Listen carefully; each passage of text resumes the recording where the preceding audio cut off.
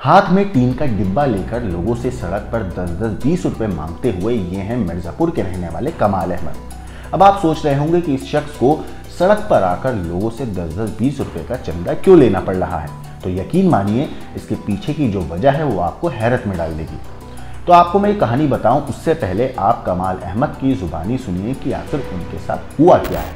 तो 5 साल पहले मेरी वाइफ ने मेरे ऊपर, मेरे भाई भाभी के ऊपर आपराधिक मामले का केस कर दिया। उसके बाद 125 गुजारा भत्ता, घरेलू हिंसा, सब झूठे केस कर दिए। कौन? वाइफ ने। किसकी?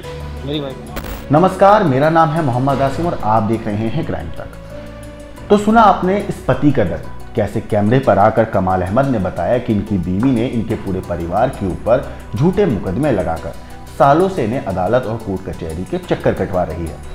वैसे आपने पति के द्वारा पत्नी को बेदखल करने के मामले तो कई सुने होंगे और देखे भी होंगे, मगर मिर्जापुर में एक पत्नी के द्वारा एक पति को उसके ही बनाए हुए घर से बेदखल करने का ये मामला सामने आया है। पत्नी के द्वारा न केवल अपने पति को घर से धक्के मारकर निकाल दिया गया, बल्कि पति के ऊपर कई झूठे मुकदमे भी दर्ज करा दिए गए। ये आरोप पति कमाल अहमद ने लगाए हैं। मगर पति कमाल अहमद का ये भी कहना है कि इन झूठे मुकदमों की पैरवी करते करते अब वो कंगाल हो गए हैं और थक हार कर उन्होंने जिला मुख्यालय पर अपना दर्द बयान करने के लिए पहुंचे और कैमरे पर उन्होंने अपने साथ हुई पूरी की पूरी जो दर्द तकलीफ है वो सब कैमरे पर उन्होंने बयान किया कि कैसे उनकी पत्नी ने उन्हें परेशान किया, कैसे उनकी पत्नी ने उनके वो झूठे मुकदमे दर्ज कराए, उन्हें अपने घर से निकाल दिया। दरअसल कमाल अहमद ने पत्नी के उत्पीड़न को बयान करते हुए ये भी बताया कि कैसे उनके साथ 5 सालों में उनकी पत्नी ने उनको घर से निकालने के बाद दर दर की ठोकरें खाने को मजबूर कर दिया है। ये पूरा मामला कटरा कोतवाली क्षेत्र के नटवा मोहल्ले का है, जब इसी मोहल्ले के रहने वाले कमाल का निकाह तकरीबन 30 साल पहले हुआ था। इनके 3 बच्चे भी हैं और तीनों बेटे हैं। बेटे हुए, शादी हुई, जाहिर सी बात है, तो उन्होंने भी सोचा कि क्यों ना देश के बाहर जाकर थोड़े पैसे ज़्यादा कमाऊँ और अपने बच्चों को अच्छी ज़िंदगी दे पाऊँ, अपनी पत्नी को हर सुख दे पाऊँ। तो ये ओमान चले जाते हैं, ओमान में जाके नौकरी करने लगते हैं। इसी बीच वहाँ पे कमाते कमाते इन्होंने कुछ पैसा हिंदुस्तान अपने परिवार को भी भेजा और कुछ पैसा अपने लिए वहाँ खर्चे के लिए रखा, ताकि परिवार यहाँ पे सुख शांति से अच्छी ज़िंदगी बिता सके। और साथ ही साथ इन्होंने अपनी पत्नी के नाम 1 करोड़ का मकान बनवा दिया।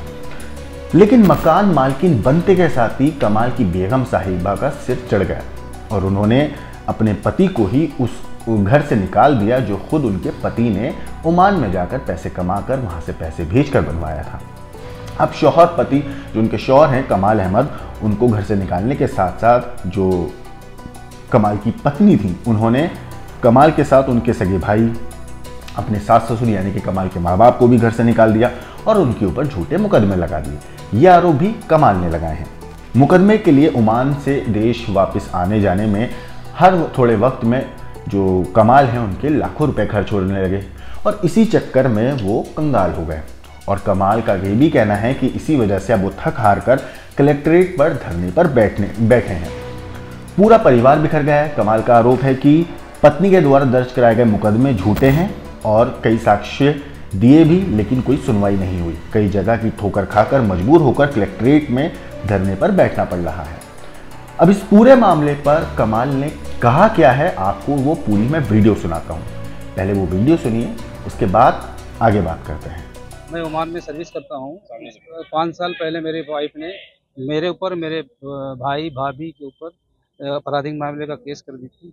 उसके बाद 125 गुजारा भत्ता, घरेलू हिंसा, सब झूठे केस कर दिए। कौन? वाइफ ने। किसकी? मेरी वाइफ ने। अच्छा, कब शादी हुआ था आपका? शादी हमारा नवंबर 2092, सॉरी 1992।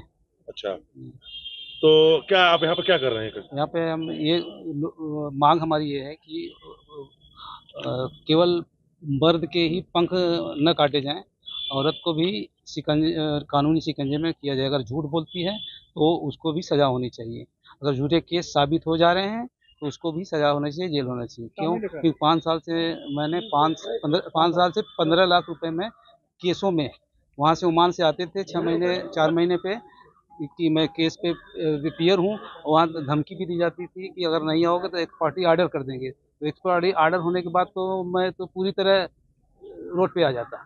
तो इसलिए मैंने आके 15 लाख मेरा खर्चा हुआ केस होने के बाद। मेरे भाई तो आप ये किस तरीके से जागरूक कर रहे हैं, क्या कर ये इसका मतलब संदेश क्या देना चाहते हैं? संदेश ये देना चाहते हैं कि पहला संदेश ये है कि पत्नी के नाम कोई प्रॉपर्टी करना सही नहीं है, बहुत ही गलत है। क्योंकि पत्नी उसके बाद किसी यार के साथ मिलके वो आपको जान भी ले सकती हैं और आपकी प्रॉपर्टी तो गई ही गई।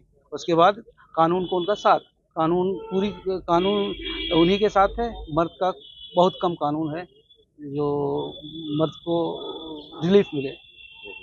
कितने साल की शादी हो गया आपको? 25 साल हो गया? नहीं, मेरा शादी जब 30 साल हो गया, बान पे हुआ, केस हुआ 27 साल पे। 30 साल हो गया। बच्चे हैं? बच्चे 3 हैं। कितने साल के बच्चे हैं? एक बच्चा 30 साल का हो गया 30 साल और दूसरा 26 साल, तीसरी बेटी है। और भी डिमांड कर रही है पत्नी अभी भी? आप अभी केस चल रहा, 5 साल से केस चल रहा, गुजारा भत्ता से। मैं अच्छे से लड़ा, अच्छे से हर डेट पे आया। मैंने सबूत दिया कि सारी झूठे हैं। वो ये उनका वकील तो खुल्लम खुल्ला झूठ बोल रहे हैं। वो बोली कि हम मैके में हैं और जबकि उसी में हड़के बैठी। हमारे पास हजारों सबूत मैंने लगा दिए। अमीन गया यहाँ से, न्यायालय से अमीन गया। उसके बाद मैंने कई सबूत, नोटिस गई, तो कोई सुनी नहीं रहा मेरा। आपको कोई सुनवाई नहीं? कोई सुनवाई नहीं हो रहा है। मतलब आप आदमी इसलिए सुनवाई नहीं हो रहा, महिला सुनवाई हो रहा है? हाँ, महिला होते तो हमारी समाज में।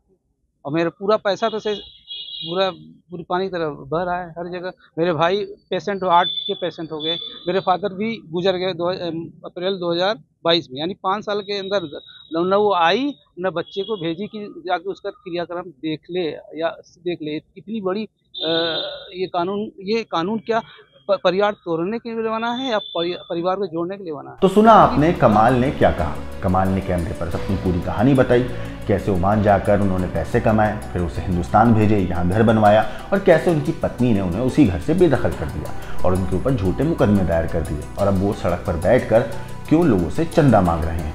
इस पूरी चीज़ के ऊपर आपका क्या कहना है, आपका क्या सोचना है, हमें कमेंट करके ज़रूर बताइएगा। बाकी देश और दुनिया की क्राइम की खबरों के लिए देखते रहिए क्राइम तक।